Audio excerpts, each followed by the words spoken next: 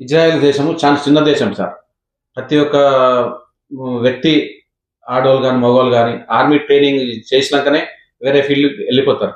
అటువంటిది మన దేశంలో పెడితే బావుంటదా మీ ఉద్దేశం ఏంటి సార్? నాకు తెలిసి ఆ విధంగా ప్రతి ఇంటిలో ప్రతి ఒక్కరు కూడా ఆర్మీలో ఒక 2 ఇయర్స్ కానీ 5 ఇయర్స్ కానీ చేసి వస్తే వాళ్ళకి ఒక క్రమశిక్షణ, తర్వాత నైపుణ్యము అన్నీ అలవడతాయి.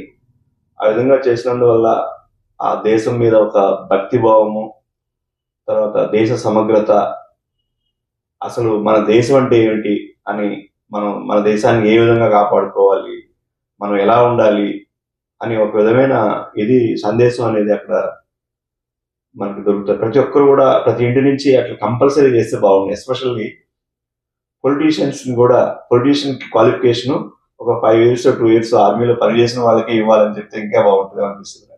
చాలా మంచి ఆలోచన సార్ మీరు చెప్పింది.